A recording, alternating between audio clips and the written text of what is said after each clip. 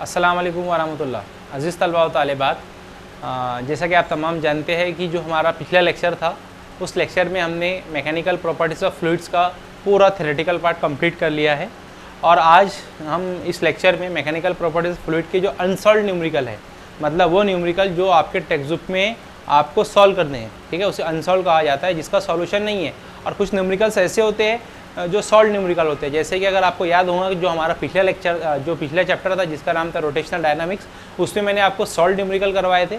लेकिन बहुत सारे बच्चों के ये मैसेजेस आए कि सर हमें अनसॉल्व न्यूमेरिकल चाहिए, तो मैं ये इस लेक्चर में आपको मैकेनिकल प्रॉपर्टीज़ ऑफ फ्लूइड के जो अनसॉल्व न्यूमेरिकल है वो करवा कर दे रहा हूँ, ठीक है। तो तमाम बच्चे अपनी कापी और अपनी पेन साथ में लेकर बैठ जाइए और अच्छे से लेक्चर को समझिए। मैं पूरे डिटेल में एक एक इसके अंदर स्टेप आपको एक्सप्लेन करके दूंगा और बताऊंगा कि न्यूमेरिकल को कैसे सॉल्व किया जाता है। देखिए, मैं आपको एक बात बता दूं, न्यूमेरिकल को सॉल्व करने के लिए सबसे ज़्यादा जो इम्पोर्टेंट बात ज़रूरी है, जिसकी वजह से आप न्यूमेरिकल को सॉल्व नहीं कर पाते हो, वो है आपका थ्योरेटिकल पार्ट।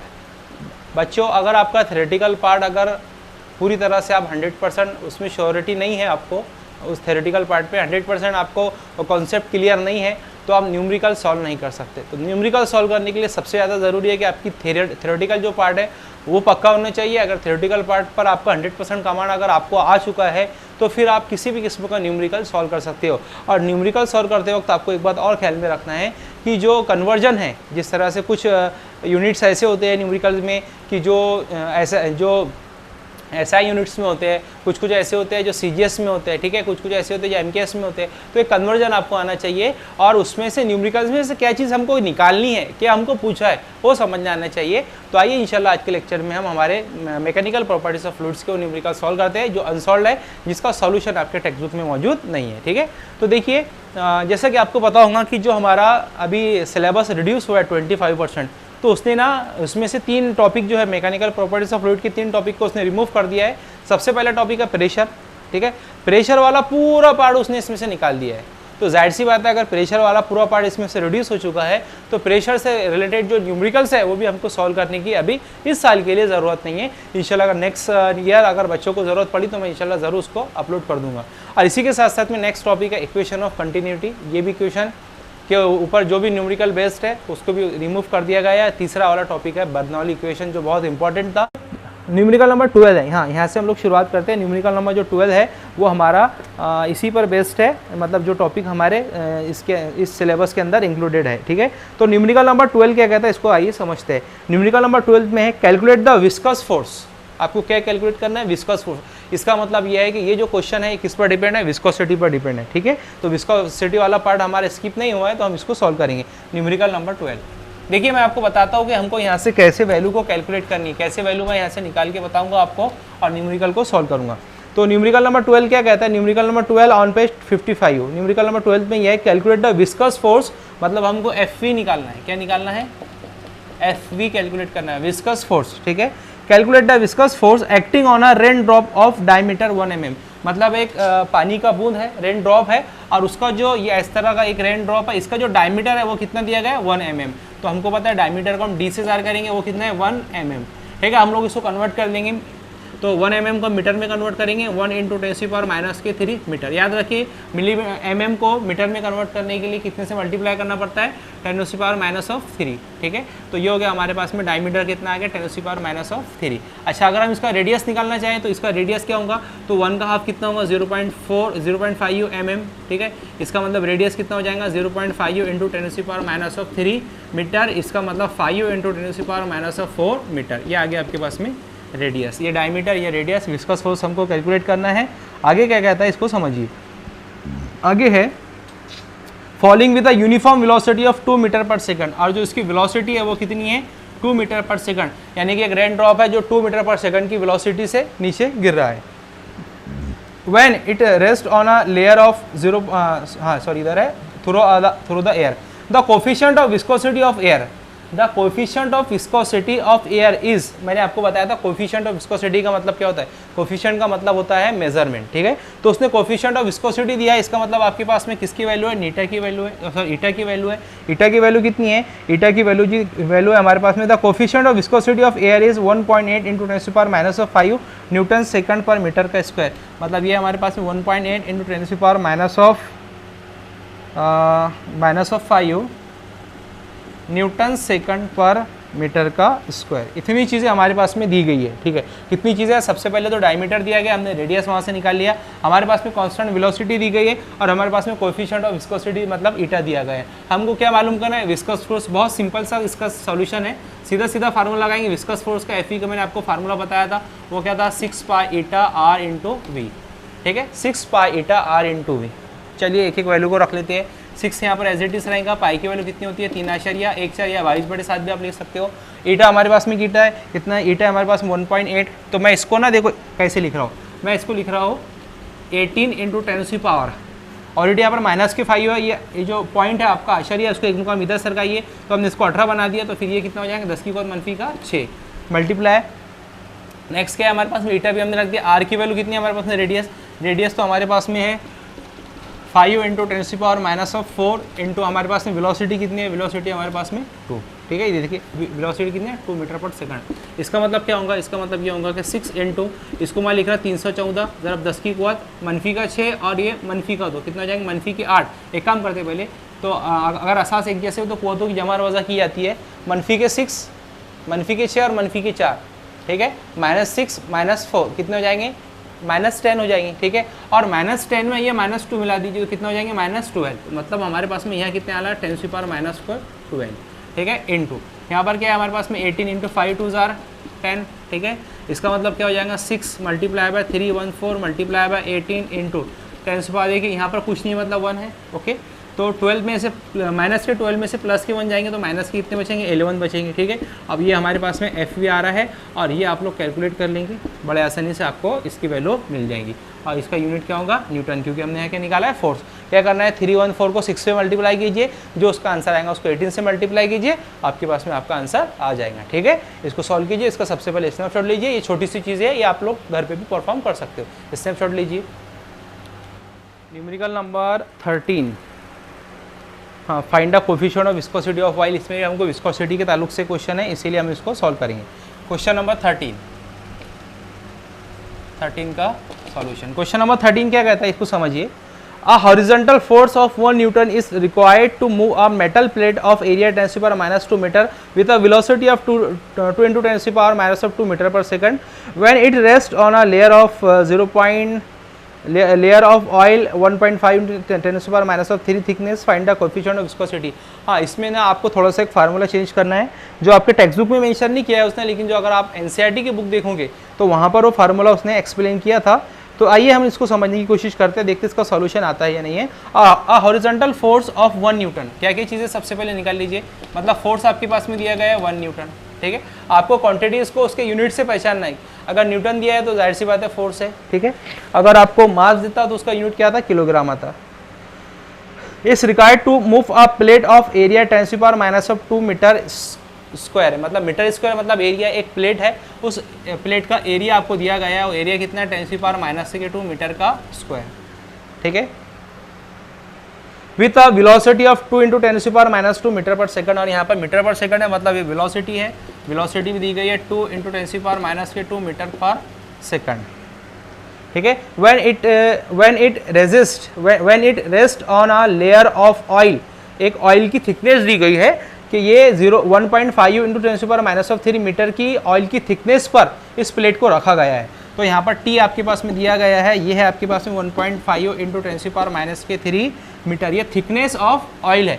मतलब एक 1.5 इंटू 10⁻³ मीटर थिकनेस की एक ऑयल की परत है इस तरह से, और उस पर वो प्लेट रखी गई है जिसका एरिया कितना है, इतना है 2 इंटू 10⁻² मीटर, सॉरी कितना है 10⁻² मीटर का स्क्वायर है, ठीक है। आपको क्या बोला उसने, find the coefficient of viscosity of oil, मतलब आपको क्या मालूम करना है, तो आपको कोएफिशिएंट ऑफ विस्कोसिटी मतलब क्या मालूम करना है, ईटा मालूम करना है, ठीक है। ये क्वेश्चन जो है आप सभी को पता है कि जो हमारा विस्कस फोर्स वाला फार्मूला है वो क्या होता है, वो होता है 6 पाई ईटा आर इंटू बी, ठीक है। आप सोचेंगे हम इस वैल्यू ये वाली इक्वेशन में उठा के रख लेंगे, लेकिन आप जरा गौर करेंगे तो यहाँ पर क्या नहीं है, रेडियस नहीं है इस क्वेश्चन में कहीं पर भी, ठीक है।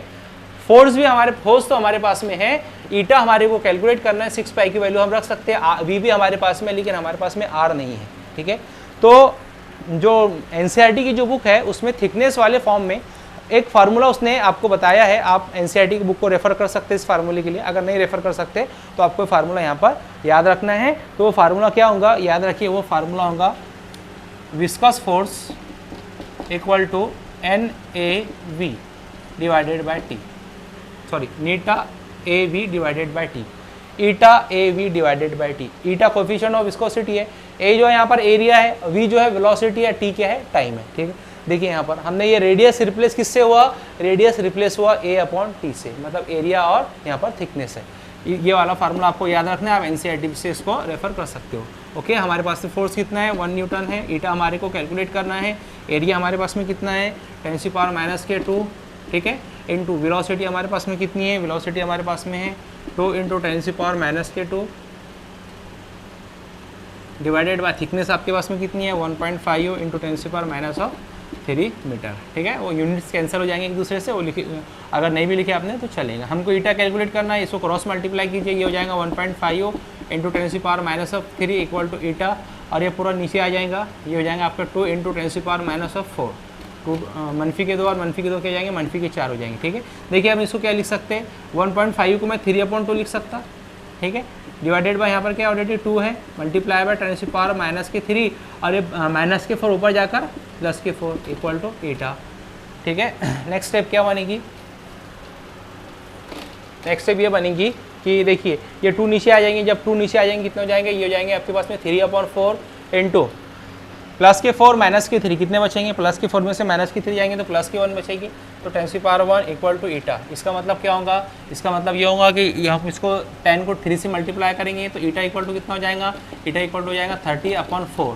ठीक है, तो ईटा इक्वल टू 4 1 ज़ार 1 और 4 से 1 ज़ार 28 पॉइंट लगेगा, फिर हम वहाँ पर 0 लगाएंगे, इसका मतलब इसका आंसर कितना आ जाएगा, 7.5। ये आ गया आपके पास में ईटा कितना, 7.5। ज़रा देखते हैं हमारे टेक्स्ट बुक में कि 7.5 आंसर है, तो हाँ 7.5 इसका आंसर है, बिल्कुल करेक्ट है। और इसका यूनिट आपको लिख लेना है, इसका यूनिट क्या होगा, इसका यूनिट होगा न्यूटन सेकंड पर मीटर का स्क्वायर। ठीक है, ये हो गया आपका न्यूमेरिकल नंबर 13। स्नैपशॉट लीजिए। अभी देखिए न्यूमेरिकल नंबर 14, न्यूमेरिकल नंबर 14 का मैं आपको सॉल्यूशन करवा देता हूँ। न्यूमेरिकल नंबर 14 क्या है, न्यूमेरिकल नंबर 14 ये कहता है कि हाँ विथ व्हाट टर्मिनल वेलोसिटी, मतलब आपको इस न्यूमेरिकल में टर्मिनल वेलोसिटी कैलकुलेट करना है, तो हमको यहाँ क्या कैलकुलेट करना है, VT। 2 मिनट इसमें इंक खत्म हो चुकी है, मैं इंक डाल देता हूँ।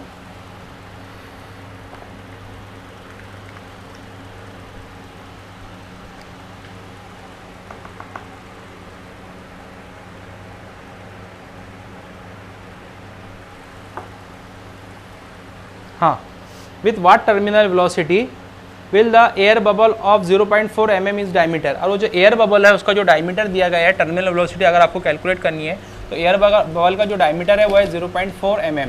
हम इसका रेडियस निकालेंगे, रेडियस हो जाएगा 0.2 mm, है ना। इसका मतलब हो जाएगा 0.2 × 10⁻³ मीटर। इसका मतलब ये हो जाएंगे 2 × 10⁻⁴ मीटर। ठीक है, ये आ गया आपके पास में रेडियस। टर्मिनल वेलोसिटी आपको कैलकुलेट करनी है। उसके बाद में आगे क्या दिया गया है, आगे दिया गया है is rise in a liquid of viscosity 0.1 newton second per metre square. और उसकी डेंसिटी दी गई है, density of coefficient of viscosity दी गई है। कोफिशिएंट ऑफ विस्कोसिटी कितनी है, वो है आपके पास में 0.1, कितनी है 0.1 न्यूटन सेकंड पर मीटर का स्क्वायर। आगे बोला है एंड स्पेसिफिक ग्रेविटी, ये एक नई चीज़ है आपके लिए, मैं आपको बताता हूँ इसका मतलब क्या होता है। स्पेसिफिक ग्रेविटी, स्पेसिफिक ग्रेविटी ये होता है density of material divided by density of water. ये अभी आपके पास में वैल्यू दी गई है 0.9, हाँ बराबर है। डेंसिटी ऑफ एयर, उसी के साथ साथ में डेंसिटी ऑफ एयर दी गई है आपके पास में, वो दिया गया आपके पास में 1.29 होगी, ये बराबर है, हाँ 1.29 इतनी होती है ये किलोग्राम पर मीटर क्यूब। आपको क्या बोला है, आपको बोला है कि आपको टर्मिनल वेलोसिटी कैलकुलेट करना है। क्या कैलकुलेट करना है, टर्मिनल वेलोसिटी। ठीक है, देखिए टर्मिनल वेलोसिटी हम लोग कैसे कैलकुलेट करेंगे। टर्मिनल वेलोसिटी का फार्मूला मैंने पिछले लेक्चर में आपको बताया था, वो क्या था, टर्मिनल वेलोसिटी भी होता है VT = 2/9 R का square divided by eta ρ of S minus ρ of L और यहाँ पर G। जो हमारा टर्मिनल वेलोसिटी का क्वेश्चन था उसमें ना जब मैंने डेरिवेशन करवाया था यहाँ गलती से मैंने पाई लिख दिया था, तो आप उसको वहाँ से कैंसिल कर दीजिए। वैसे तो डिस्क्रिप्शन में मैंने उस चीज़ को मेंशन कर दिया हो। तो क्या हो गया हमारे पास में 2/9 r² divided by eta density of sphere minus density of liquid into G. G की वैल्यू हम लोग 10 लेंगे हमारे सहूलत के लिए। ये हो जाएगा 2/9, r की वैल्यू हमारे पास में कितनी है 2 × 10⁻⁻⁴, तो ये कितने हो जाएंगे 2 2 जार 4 और 4 2 जार 8 10⁻⁸ डिवाइडेड बाई ईटा आपके पास में कितना 0.1 है। डेंसिटी ऑफ स्फीयर कितना है आपके पास में, तो याद रखिए इसमें स्फीयर की जो डेंसिटी है मतलब जो एयर के अंदर है वो कितनी है 1.29, तो यहाँ पर आपको 1.29 रखनी है माइनस ये आपको नहीं पता है डेंसिटी ऑफ लिक्विड, और जी हमारे पास में कितना है, जी हमारे पास में 10 है। ठीक है, इसका मतलब क्या हो जाएगा, ये हो जाएगा आपके पास में 2/9 × 10 4 × 10⁻⁸ हाँ। तो एक काम करता हूँ मैं पहले आपको ये निकाल के बता देता हूँ डेंसिटी ऑफ लिक्विड कैसे निकालेंगे। स्पेसिफिक ग्रेविटी का फार्मूला क्या होता है, इसका फार्मूला होता है स्पेसिफिक ग्रेविटी का density of material divided by density of water. क्या होता है, density of material divided by density of water. ये कितना दिया गया आपके पास में 0.9 है ना। अब हमारे यहाँ पर मटेरियल क्या है, तो मटेरियल तो लिक्विड है, तो यहाँ पर क्या आ जाएगा डेंसिटी ऑफ लिक्विड, क्योंकि हमें वही कैलकुलेट करना है। इसको उधर ले जाइए, density of liquid equal to 0.9 into density of water, sorry यहाँ पर वाटर होगा material by water. Density of material divided by density of water बराबर है मटेरियल हमारा लिक्विड है और वाटर की ऑलरेडी डेंसिटी हमको पता है, ये हो जाएगा डेंसिटी ऑफ वाटर। तो density of liquid equal to क्या क्या 0.9 multiply by density of water. इसका मतलब 0.9 इंटू डेंसिटी ऑफ वाटर आप सभी को पता है 1000 होती है किलोग्राम पर मीटर क्यूब। इसका मतलब यहाँ पर क्या हो जाएंगे 900। तो डेंसिटी ऑफ लिक्विड हमारे पास में कितना आ गया 900। इस 900 को उठाना है और यहाँ पर रख देना है। इसका स्नैपशॉट ले लीजिए, मैं आपको फिर उसको साफ करवा देता हूँ वहाँ से। हाँ चलो, याद रखना 900 आया उसका answer. Weight equal to 2/9 into 4 into 10⁻⁸। इसको लिख लो 1.29 माइनस ऑफ 900 इंटू 10। देखिए यहाँ पर 0.1 है, 0.1 उधर जाके ये हो जाएगा 1.0 इंटू 10⁻⁻1 माइनस के 1 ऊपर जाके प्लस के 1, मतलब ये कितने हो जाएंगे 100 हो जाएंगे। इसका मतलब यहाँ क्या बचेगा 2/9 इंटू 4 इंटू 10⁻⁸। अब हम लोग क्या करते हैं कि ये जो 100 है, 100 मतलब 10⁻⁻² प्लस के 2 में से माइनस के 8 जाएंगे, तो यहाँ पर क्या बचेंगे माइनस के 6 बचेंगे। ठीक है, और मैंने मेरे सहूलत के लिए इसको ना ये पूरे टर्म को मैं 900 रखता हूँ। कितने रखता हूँ 900, क्योंकि बहुत बड़ी रकम है 900, उसमें से सिर्फ ₹1.32 को आपको घटाना है। तो उसको हम लोग यहाँ निग्लिजिबल वैल्यू लेंगे, ये वैल्यू से ये वैल्यू काट देंगे डायरेक्ट। यहाँ पर क्या बचेगा 4 2 जार 8 इंटू 10⁻⁶। ये आ गया आपके पास में VT, और इसका यूनिट क्या होगा मीटर पर सेकंड। ठीक है, देखते हैं हम चेक करते हैं कि हमारे टेक्स्ट बुक में क्या आंसर दिया है।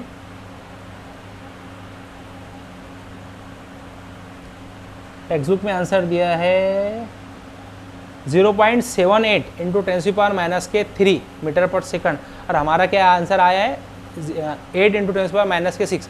इसका मतलब हम इसको क्या लिख सकते हैं, इसको हम ऐसा भी लिख सकते हैं कि 0.782 इंटू 10⁻⁻³ ऐसा क्यों आया है, क्योंकि हमने एक तो ये वैल्यू को यहाँ से निग्लिजिबल लिया है, और उसी के साथ साथ में उसकी 0.79 है ना 0.79, या अगर हम इसको पॉइंट में ना ले तो हमारे पास में कितना आंसर आया इसका 78। कितना आया है 78, और हमारे पास में यहाँ पर आंसर 7.8 आया सॉरी, और यहाँ पर हमारा आंसर कितना है 8 आया है, तो उसके एकदम करीब करीब वैल्यू है, तो आपको चल जाएगा ऐसा आंसर। ठीक है, अगर आप बोर्ड वाले हो और उसी के साथ साथ में अगर आप MSCT वाले हो तो आपको इसी मेथड से एग्जाम में पेपर को सॉल्व करना पड़ेगा, वरना अगर आप पॉइंट से सॉल्व करते बैठेंगे तो हो सकता है आपके पेपर छूट जाए। इसका स्नैपशॉट लीजिए, फिर नेक्स्ट न्यूमेरिकल करते हैं। हाँ, नेक्स्ट न्यूमेरिकल देखिए, न्यूमेरिकल नंबर 15, न्यूमेरिकल नंबर 16 मैंने ऑलरेडी पहले सॉर्ट आउट कर चुका हूँ। न्यूमेरिकल नंबर 15, न्यूमेरिकल नंबर 16 और न्यूमेरिकल नंबर 17, ये जो 3 न्यूमेरिकल्स है ये ना प्रेशर पर डिपेंड है। किस पर डिपेंड है, प्रेशर पर डिपेंड है, इसीलिए हम लोग इस क्वेश्चन को सॉल्व अभी नहीं कर रहे। आपके लिए तो इसको छोड़ना ही है, इसके लिए मैं भी इसको छोड़ दे रहा हूँ। अभी हम ना डायरेक्ट न्यूमेरिकल नंबर 18 लेते हैं जो सरफेस टेंशन पर डिपेंड है। ओके, आइए इसको सॉल्व करते हैं। ये क्वेश्चन क्या है, calculate the rise of water. ठीक है, calculate the rise of water मतलब कहीं ना कहीं पानी चढ़ रहा है। Calculate the rise of water मतलब आपको H मालूम करना है। न्यूमेरिकल नंबर 18 का सॉल्यूशन। हाँ, calculate the rise of water मतलब आपको H कैलकुलेट करना है, सरफेस टेंशन पर डिपेंड है भाई। ठीक है, हाँ ये सरफेस टेंशन पर डिपेंड है। Calculate the rise of water inside a clean glass capillary tube, बराबर उसी पर है जो कैपिलरी ट्यूब आपकी होती है ना, उसमें राइज ऑफ वाटर आपको कैलकुलेट करना है ऑफ रेडियस 0.1 mm, और वो जो कैपिलरी ट्यूब है उसका रेडियस कितना दिया गया है 0.1 mm, मतलब R कितना हमारे पास में 0.1 mm। तो ये क्या जाएगा आपके पास में r equal to 0.1 into 10⁻³ metre, इसका मतलब 1 इंटू 10⁻⁴ मीटर। ये आगे आपके पास में रेडियस। ठीक है, आगे क्या दिया गया है, when immerse in a water of surface tension, और उस वाटर का सरफेस टेंशन भी दिया गया है, वो कितना 7 इंटू 10⁻²। तो सरफेस टेंशन दिया गया आपके पास में, वो कितना है, सरफेस टेंशन है 7 इंटू 10⁻² न्यूटन पर मीटर, है ना। टी इक्वल टू एफ अपन, हाँ बराबर एफ अपन है, इसलिए न्यूटन पर मीटर। उसी के साथ साथ में क्या बोला उसने, the angle of contact between the water and the glass is 0। हाँ, ये आपके लिए बड़ी सहूलत दी गई है कि जो थीटा आपके पास में दिया है वो 0 दे दिया है, एंगल ऑफ कॉन्टैक्ट, है ना, वो 0 दिया गया है, cos 0 1 हो जाएगा, बराबर है। बहुत आसान है ये सवाल। डेंसिटी ऑफ वाटर 1000 किलोग्राम पर मीटर क्यूब, अभी हमने पिछले न्यूमेरिकल में देखा था। तो डेंसिटी ऑफ वाटर कितना है, डेंसिटी ऑफ वाटर हमारे पास में है 1000 किलोग्राम पर मीटर का क्यूब। और उसी के साथ साथ में उसने बोला है कि जी की वैल्यू आपको कितनी लेनी है, जी की वैल्यू हम लोग 10 लेंगे मीटर पर सेकंड का स्क्वायर। ठीक है, इसको सॉल्व कर लेंगे। तो हमारे पास में कौन सा फार्मूला हम इस्तेमाल करेंगे, तो कैपिलरी ट्यूब के अंदर हाइट में हमने हाइट का एक फार्मूला कैलकुलेट किया था, वो क्या था, वो था आपके पास में h equal to 2t cos theta divided by rho h g. क्या था, 2t cos theta divided by rho h g, sorry rho are g था, h तो इधर आ गया था, हाँ बराबर है rho are G, 2t cos theta divided by rho are G. हाँ h इधर था, h हमको कैलकुलेट करना है। तो एज इट इज़ हमारे पास में सरफेस टेंशन कितना दिया गया है, 7 इंटू 10⁻²। cos थीटा हमारे पास में, cos थीटा की वैल्यू 0 है, cos 0 1 हो जाएगा, एक स्टेप मैं यहाँ से कम कर रहा हूँ, divided by density of water कितनी है हमारे पास में 1000 है, यानी 10⁻³ है, मल्टीप्लाई बाय रेडियस हमारे पास में कितना 10⁻⁻⁴ है, मल्टीप्लाई बाय जी हमने कितने लिया है 10 लिया है ना। तो देखिए 3 + 1 4 और +4 और -4 क्या हो जाएंगे, दूसरे से कैंसिल, क्वेश्चन ही सॉल्व हो गया। 7 2 14 इंटू 10⁻⁻², ये आ गया आपके इसमें इसका आंसर, इसका यूनिट मीटर। देखते इसका आंसर करेक्ट है कि, तो करेक्ट होना चाहिए, बहुत सिंपल सा न्यूमेरिकल है। तो न्यूमेरिकल नंबर 18 का आंसर हाँ बराबर है, ठीक है, सही आंसर है 14। उसने ना आपके मतलब जो टेक्स्ट बुक है, टेक्स्ट बुक में क्या आंसर दिया है देखिए, h इक्वल टू 0.14 मीटर। क्या फ़र्क है, आचार्य को 2 का मीटर ला लेना सिर्फ, है ना। तो ये आपका आंसर आ जाएगा, इसका स्नैपशॉट लीजिए। 19 वाला न्यूमेरिकल आपको नहीं करना है, क्योंकि ये भी प्रेशर पर डिपेंड है, गॉज प्रेशर आपको कैलकुलेट करना है यहाँ पर, वो भी न्यूमेरिकल नहीं करना है। 20, हाँ 20 में क्या कैलकुलेट, हाँ सरफेस टेंशन पर ये न्यूमेरिकल, तो ये हमको सॉल्व करना ही पड़ेगा। ठीक है, तो 20 वाला न्यूमेरिकल है, बड़ा इंटरेस्टिंग न्यूमेरिकल है, इसको ना आप लोग तमाम बड़े गौर से समझिए।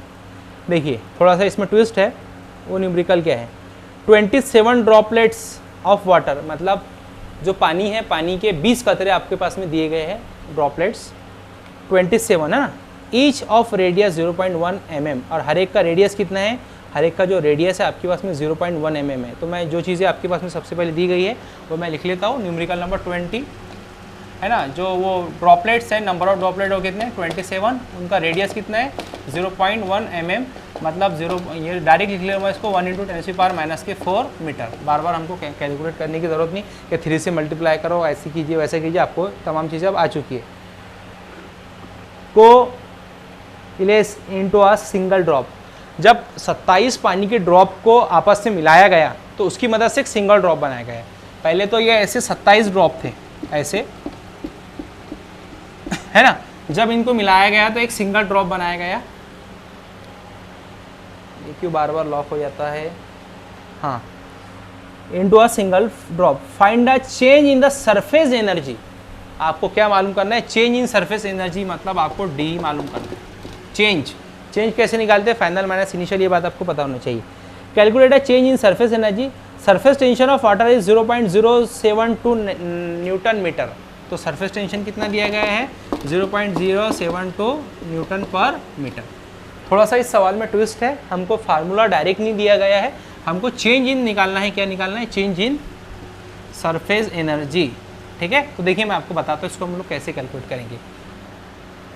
सबसे पहले तो सरफेस एनर्जी कैसे निकलेंगे इसको समझिए। सरफेस एनर्जी निकालने के लिए हमारे पास में सरफेस टेंशन का फार्मूला, 2 फार्मूला है हमारे पास में। एक फार्मूला D/dA है ना, मतलब T stand for surface tension और DE फॉर सरफेस एनर्जी और डी ए फॉर एरिया। अगर मुझे सरफेस एनर्जी निकालना है तो मुझे सरफेस टेंशन को किससे मल्टीप्लाई करना पड़ेगा, डी ए से, तो तब जाके मेरी सरफेस एनर्जी निकलेगी।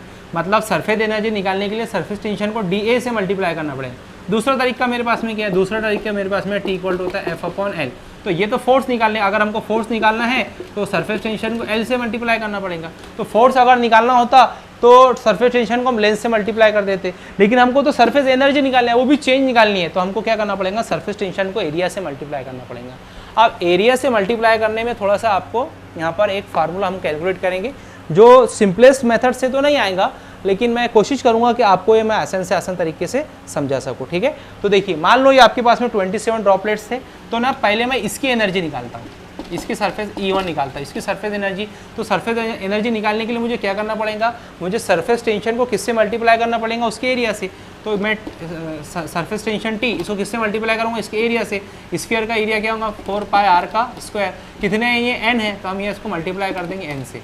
मतलब E1 हमारे पास में कितना आ गया, Tn 4πr का स्क्वायर। ये तो हुआ ये वाले के लिए। बाद में हमने एक सिंगल स्फीयर बनाया, तो फिर E2 क्या हो जाएगा, E2 क्या हो जाएगा, ये हो जाएगा आपके पास में Tn। तो यहाँ से नहीं n यहाँ पर नहीं रहेगा, क्योंकि यहाँ पर नंबर ऑफ ड्रॉपलेट्स नहीं सिंगल है, मतलब 1 n की जगह पर क्या आएगा, 1 आएगा, 1 इंटू 4π। अब इसका रेडियस स्मॉल वाले रेडियस का, स्मॉल वाले स्फीयर का रेडियस स्मॉल r लिया, तो ये बड़े वाला स्फीयर है, इसका रेडियस क्या लेना है आपको, इसका रेडियस आपको लेना है कैपिटल R और कैपिटल R का स्क्वायर। मतलब क्या हो गया, E1 आपके पास में क्या निकल गया, E1 हमारे पास में निकल गया Tn 4πr का स्क्वायर, और E2 हमारे पास में क्या निकल गया, Tn 4πr कैपिटल R का स्क्वायर। यहाँ पर कैपिटल R क्यों लिया, क्योंकि बड़ा स्फीयर है, यहाँ पर स्मॉल r क्यों लिया, क्योंकि ये छोटा स्फीयर है। हमने यहाँ पर n से क्यों मल्टीप्लाई किया, क्योंकि नंबर ऑफ स्फीयर्स इसके अंदर, ये सिंगल स्फीयर है, इसीलिए यहाँ पर n नहीं लिखा। आप क्या करेंगे, अब दोनों को घटा देंगे चेंज निकालने के लिए, है ना। चेंज कैसे निकालेंगे, तो चेंज निकालने के लिए हम क्या करेंगे, हम करेंगे DE, ये आपको पता है DW के बराबर होता है, वर्क डन के बराबर। ये होगा आपके पास में E1 minus E2, E1 minus E2। E1 हमारे पास में कितना है, E1 हमारे पास में है Tn 4πr का स्क्वायर माइनस E2 कितना है, T इंटू 4πr का कैपिटल R का स्क्वायर। क्या कुछ मुश्किल निकलता है, T बाहर निकलेगा, 4π बाहर निकलेगा, है ना। T इंटू 4π बाहर निकले तो अंदर क्या बचा, अंदर बचा n r square minus capital R का स्क्वायर। ये इक्वेशन बहुत इंपॉर्टेंट है। देखिए क्या equation, D equal to T 4π n r square minus of capital R का स्क्वायर। ये इक्वेशन हम लोग कैलकुलेट करना था, तो मैंने इसको यहाँ लिख देता हूँ कि DE, इसी से हम इसको सॉल्व करेंगे, T इंटू 4π n r का स्क्वायर माइनस कैपिटल R का स्क्वायर। ये इक्वेशन बहुत इंपॉर्टेंट है, इसी की मदद से हम इसको सॉल्व करेंगे। पहले इसका स्नैपशॉट लीजिए, फिर मैं इसको यहाँ से मिटा देता हूँ।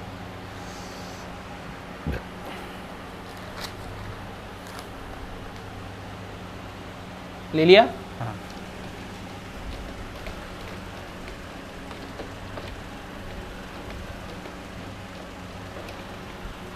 एक एक न्यूमेरिकल मैं आपको बहुत डिटेल में समझा के दे रहा हूँ। आपका काम है कि इसको अच्छे से सॉल्व करना और ज़्यादा से ज़्यादा इसको शेयर करना है इस वीडियो को, हाँ ठीक है।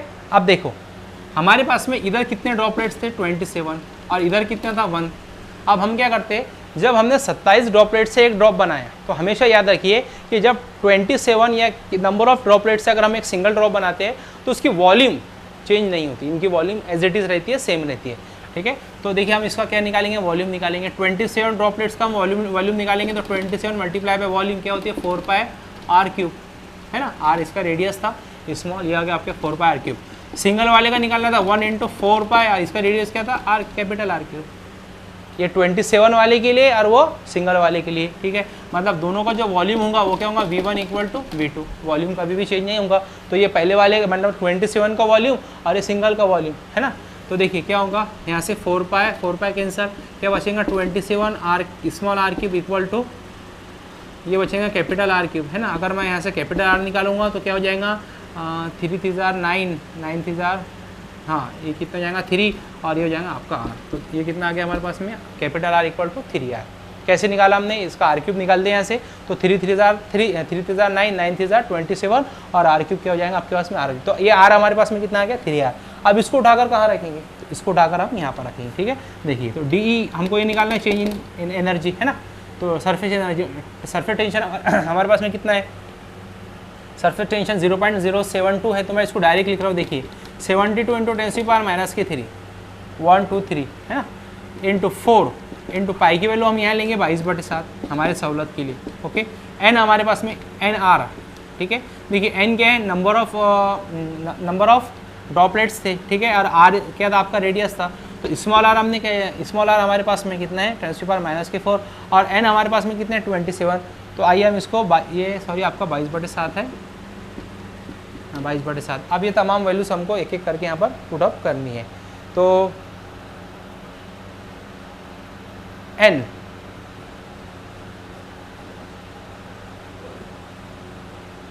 दो मिनट, इसमें कुछ गड़बड़ हुई है, नहीं बराबर है। ये आपका n जो है वो 27 है, हाँ ये भी बराबर है, n 27, और r स्क्वायर तो आपको अभी नहीं पता, हाँ r की वैल्यू भी हम रखते हैं माइनस कैपिटल R आपके पास में कितना है 3r है, ठीक है।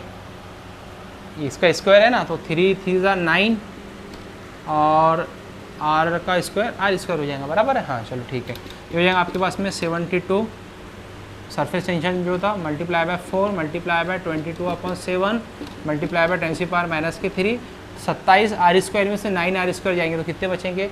जब हम 27 आर स्क्वायर में से 9 आर स्क्वायर को माइनस करेंगे तो यहाँ बचेंगे 18 आर का स्क्वायर, ठीक है। अभी नेक्स्ट स्टेप इधर करते हैं।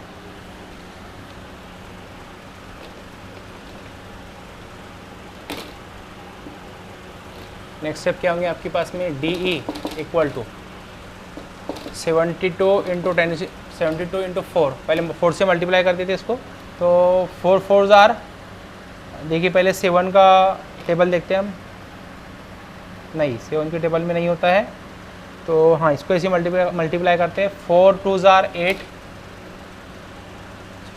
और 4 7 आर 28 है ना, 22 मल्टीप्लाई बाय 10⁻⁻3 मल्टीप्लाई बाय ये कितने हमारे पास में 18 आर का स्क्वायर डिवाइडेड बाय 7, ठीक है, हाँ बराबर है तमाम चीज़ें।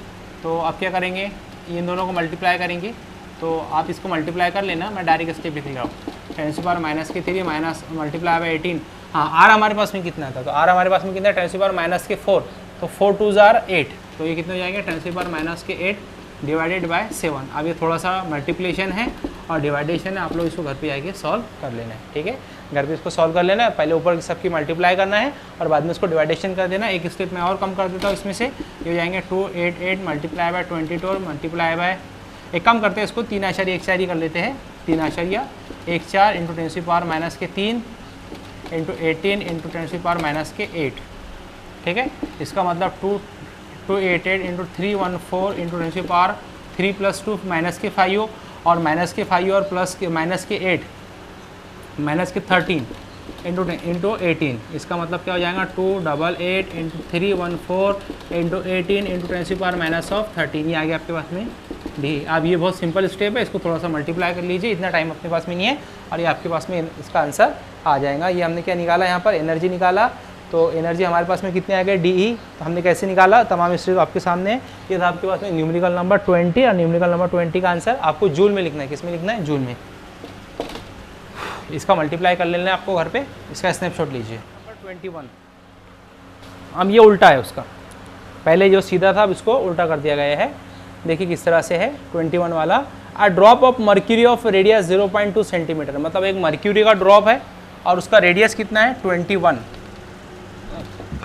उसका रेडियस दिया गया आपके पास में 0.2, कितना दिया गया रेडियस 0.2 मीटर। एक मर्क्यूरी का ऐसे ड्रॉप है, उसका रेडियस 0.2 mm है, सॉरी mm, तो ये क्या हो जाएगा 0.2 इंटू 10⁻⁻3 मीटर, इसका मतलब 2 इंटू 10⁻⁴ मीटर। ये मर्क्यूरी ड्रॉप का रेडियस है। इस ब्रोकन इंटू 8 ड्रॉप्स, ये सिंगल को तोड़कर इसके 18 ड्रॉप बनाए गए, कितने 8, इसके कितने ड्रॉप्स बनाए गए 8 ड्रॉप्स बनाए गए। इसका मतलब इसका हम पहले एरिया निकालेंगे। ये वाला वॉल्यूम V1 किसके बराबर हो जाएगा, V2 के। V1 आपके पास में क्या हो जाएगा 4πr का स्क्वायर और कैपिटल R का स्क्वायर, और ये हो जाएगा आपके पास में 8 इंटू 4π स्मॉल r का square, 4π cancel, capital R square equal to 8 r का स्क्वायर, ठीक है। इसका मतलब अगर यहाँ से हमको 4 pi R square, sorry cube चाहिए यहाँ पर, ये वॉल्यूम है ना, ये क्यूब, ये भी वॉल्यूम, ये भी क्यूब और ये भी क्यूब, ठीक है। या आपके पास में आ गया आर क्यूब, इसका मतलब आर यहाँ से क्या आ जाएगा, ये आ जाएगा 2r, कितना आ जाएगा 2r। अगर हम यहाँ से स्मॉल आर निकालना चाहें तो स्मॉल आर किसके बराबर हो जाएगा, कैपिटल आर अपॉन 2। ये दो बातें आपको याद रखनी है। हाँ, उसके बाद में into A drop of the same size, सबकी साइज एक जैसी। फाइंड द वर्क डन, आपको क्या निकालना है, वर्क डन निकालना है, मतलब वही एनर्जी निकालनी है ना। वर्क डन आपको यहाँ पर कैलकुलेट करना है। वर्क डन किसके बराबर था, एनर्जी के बराबर था, मतलब यहाँ पर आपको डी ही निकालना है। Find the work done if the surface tension of the mercury is 435.5 dyne per centimetre. हाँ, इसने ना डाइन पर सेंटीमीटर में दिया है, हम इसको डाइन पर सेंटीमीटर में रखेंगे फिर। तो ये आपके पास में कितना है, सरफेस टेंशन आपके पास में 435.5 डाइन पर सेंटीमीटर, ठीक है। ये भी आपको इसको mm में रहने देना है, ये वाली वैल्यू को हम यूज़ करेंगे, ठीक है। ये हमारे पास में न्यूमेरिकल नंबर कितना है, न्यूमेरिकल नंबर है 21। ओके, आइए इसको सॉल्व करते हैं 21 को और देखते हैं कि आंसर हमारा किस तरह से आता है। ये वाला आपने स्नैपशॉट ले लिया, मैं इसको यहाँ लिख लेता हूँ कि कैपिटल आर कितना हमारे पास में 2r और स्मॉल आर कितना है, कैपिटल आर अपॉन 2।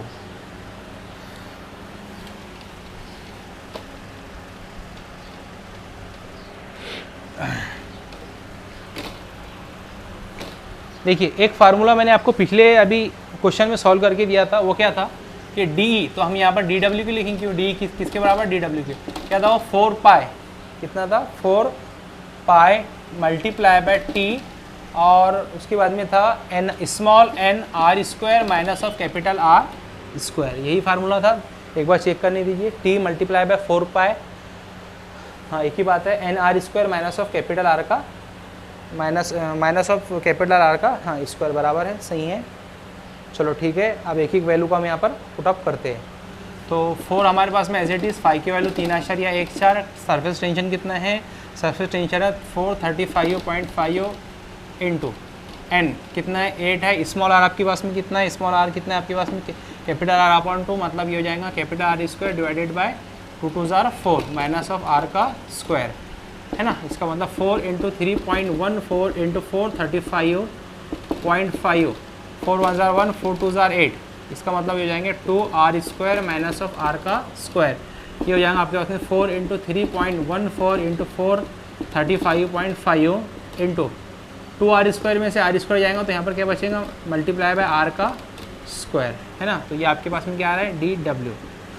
तो डी डब्ल्यू हमको कैलकुलेट करना है, तो 4 into 3.14 into 435.5 multiply by R का स्क्वायर, और आर हमारे पास में कितना है, 2 है।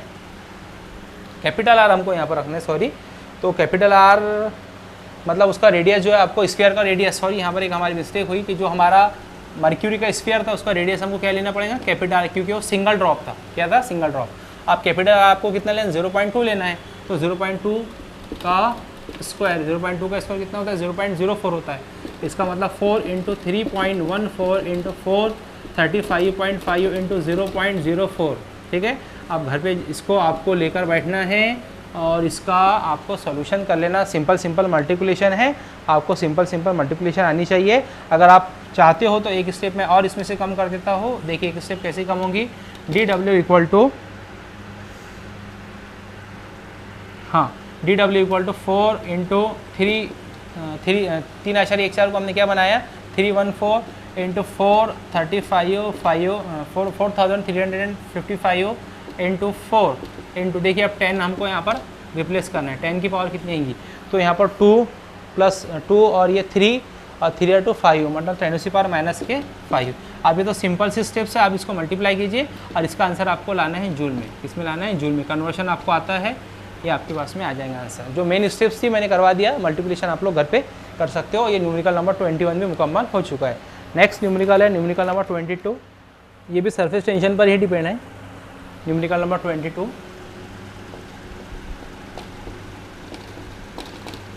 का सॉल्यूशन। न्यूमेरिकल नंबर 22 क्या बोलता है कि how much work is required, how much work is required, मतलब आपको यहाँ पर वर्क डन ही कैलकुलेट करना है, डी डब्ल्यू यहाँ पर कैलकुलेट करना है। How much work done is required to form a bubble of 2 centimetre radius, मतलब अगर आपको एक बबल बनाना है जिसका रेडियस कितना है 2 सेंटीमीटर, तो रेडियस आपके पास में कितना दिया गया है 2 सेंटीमीटर। तो पहले तो बबल की जो इनिशियल पोजीशन थी वो कुछ भी नहीं थी, इनिशियल पोजीशन 0 है, बाद में हमने उसको क्या बनाया, बबल बनाया, ठीक है। तो इनिशियल पोजीशन याद रखिए इसमें अब क्या है, इसकी 0 है, बाद में जाके हमने इसको बबल बनाया। तो बबल जो बनता है, बबल का एरिया जो होता है वो क्या होता है, ये इसका एरिया 4πr²। लेकिन मैंने आपको बताया था जब सरफेस टेंशन पढ़ाया था कि वहाँ पर सरफेस टेंशन 2T होता है, तो यहाँ पर भी आपको उसके लेयर से कितने से मल्टीप्लाई करना पड़ेगा, 2 से। तो ये कितना हो जाएगा इसका, ये हो जाएगा 4 2 8πr²। स्टार्टिंग जो इसकी पोजीशन थी वो क्या थी, 0, मतलब कोई शेप नहीं था उसका, है ना। और आपके पास में रेडियस कितना दिया गया, इसका रेडियस है 2 सेंटीमीटर। इसको हमने कन्वर्ट किया नहीं किया, इसको कर देंगे r = सेंटीमीटर को मीटर में कन्वर्ट करने के लिए मल्टीप्लाई -2 से इसको मल्टीप्लाई करना पड़ता है, -2 से हमने मल्टीप्लाई कर दिया, है ना। अब क्या बोल रहा है वो, अब बोल रहा है वो कि radius from the soap solution, और जो सॉल्यूशन है वो क्या है, सोप सॉल्यूशन, मतलब सोप सॉल्यूशन से आपको एक बबल बनाना है जिसका रेडियस कितना है 2 centimetre, having surface tension 0.07 Newton per metre. और उस सोप सॉल्यूशन का जो सरफेस टेंशन है वो कितना है 0.07, मतलब टी कितने हमारे पास में 0.07 न्यूटन पर मीटर। हमको वर्क डन निकालना है, तो मैंने आपको बताया था कि सरफेस टेंशन निकालने की हमारे पास में 2 फार्मूले, टी = क्या होता है, DE/DA, ठीक है। और DE किससे रिप्लेस हो सकता है, DW से, ठीक है। ये आ गया आपके पास में DA। तो अगर मुझे DW निकालना है तो मुझे सरफेस टेंशन को किससे मल्टीप्लाई करना पड़ेगा, DA से। तो T × DA = DE या DW, और DW मुझे कैलकुलेट करना है। लेकिन हमारे पास में ये इनिशियल पोजीशन क्या है उसकी और फाइनल पोजीशन क्या है वो यहाँ पर ज़रा डिस्कस करनी है। तो DW = T × DA, मतलब ये है चेंज, ठीक है। चेंज कैसे निकालते हैं, तो चेंज निकालते हैं फाइनल माइनस इनिशियल। तो T ये हो जाएगा आपके पास में A(f) - A(i), मतलब final area minus initial area, है ना। तो फिर स्टेप क्या बनेगी, फिर बनेगी DW = T। सरफेस टेंशन कितना है, सरफेस टेंशन है 7 × 10⁻²। इसको यहाँ से मिटा दे रहा हूँ मैं, इसमें आ रहा हो, हाँ 7 × 10⁻², ठीक है, सरफेस टेंशन। उसके बाद में मल्टीप्लाई बाय ए फाइनल कितना था, अभी मैंने निकाल के दिया आपको, ए फाइनल था आपके पास में 8πr² माइनस, और AF इनिशियल कितना था 0। इसका मतलब DW कितना आ गया हमारे पास में 7 × 10⁻² मल्टीप्लाई बाय 8 मल्टीप्लाई बाय 3.14। और रेडियस आपके पास में कितना है, रेडियस तो आपके पास में 2 है, तो 2 और उसका स्क्वायर लेना है, तो 2 2 4 मल्टीप्लाई बाय 2 2 4, ठीक है। इसका मतलब ये हो जाएगा 7 × 8 × 314 × 4 × 10⁻⁻² और -4 -6 और -2 -8, ठीक है। इसको मल्टीप्लाई कर दीजिए, आपके पास में DW आपका आ जाएगा × 10⁻, ये क्या आएगा -8 जूल। ओके, लिख लीजिए इसको या इसका स्नैपशॉट ले लीजिए। Last numerical number 23,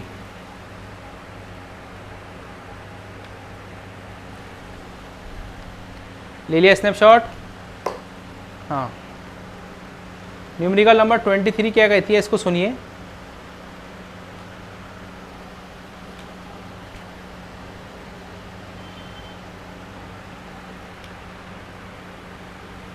numerical number 23 बोलता है कि a rectangular wire frame, 2 minute इसको इरेज करने दो, आखिरी न्यूमेरिकल है,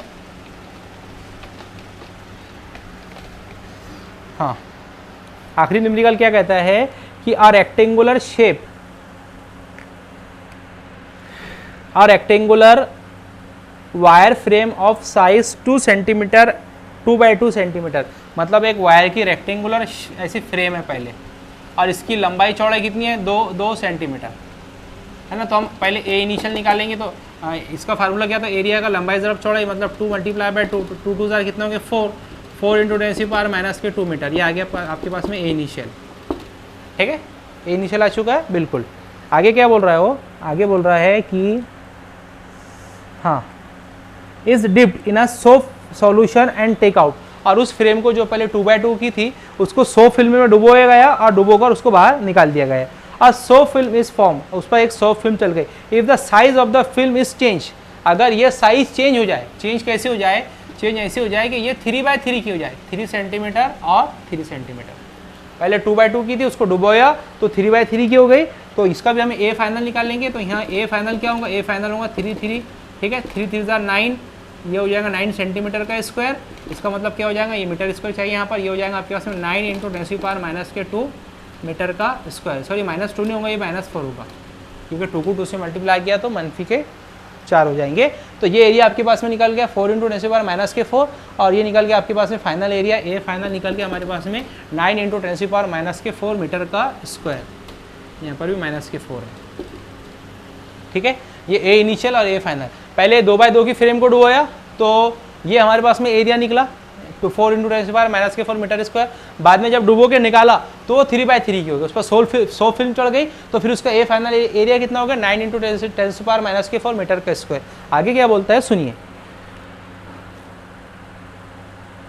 कैलकुलेट द वर्क डन, फिर से वही काम है, calculate the work done in the process. ये काम होते वक्त आपको काम यहाँ पर, ये काम होते वक्त आपको यहाँ काम निकालना है। मतलब न्यूमेरिकल नंबर 23 में अभी आपको क्या निकालना है, इसमें भी आपको DW ही निकालना है, ठीक है। और आगे क्या बोल रहा है वो, सेम न्यूमेरिकल है तो हाँ, आगे क्या बोल रहा है वो, आगे बोल रहा है कि calculate the work done in the process, the surface tension of the soap film is 3 into 10⁻⁻2 metre nanometre newton per metre.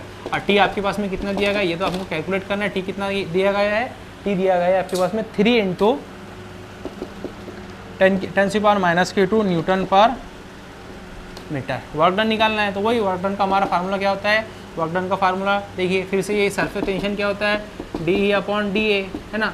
तो T इक्वल टू डी किसके बराबर, DW के, डिवाइडेड बाई DA। मतलब क्या हो जाएगा हमारे, अगर DW निकालना है तो ये हो जाएगा T मल्टीप्लाई बाय DA। ये तो चेंज है, चेंज हमको निकालते आता है, फाइनल माइनस इनिशियल, तो ये आएगा T multiply by AF minus A initial, मतलब A final minus initial. T multiply by A final हमारे पास में कितना है 9 इंटू 10⁻⁻4 माइनस ए इनिशियल कितना हमारे पास में, ए इनिशियल हमारे पास में 4 इंटू 10⁻⁻4, ठीक है।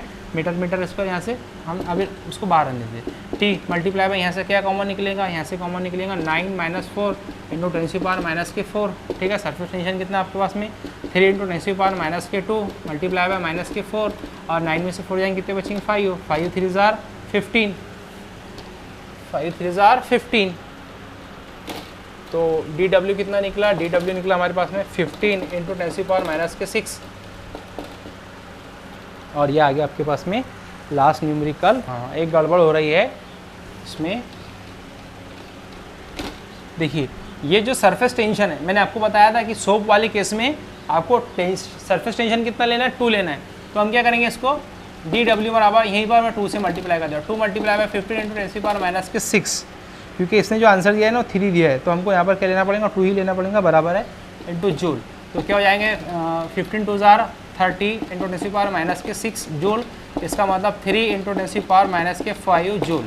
ये आ गया आपके पास में DW। और यहाँ पर आपका ये चैप्टर पूरा फिनिश होता है, as it is textbook में ऐसा आंसर दिया है 3 इंटू 10⁻⁻5 जूल। याद रखना है कि जो बबल वाले केस में हमने 4πr² को 2 से मल्टीप्लाई किया था, तो यहाँ पर सोप वाले केसेस में सरफेस टेंशन को भी 2 से मल्टीप्लाई करना है, ठीक है, क्योंकि वहाँ पर 2 लेयर बनती है। तो हमने जब सरफेस टेंशन भी किया था वहाँ पर भी 2 लिया था, यहाँ पर इसीलिए हमने 2 से मल्टीप्लाई किया। और फिलहाल ये जो चैप्टर है यहाँ पर पूरा मुकम्मल होता है।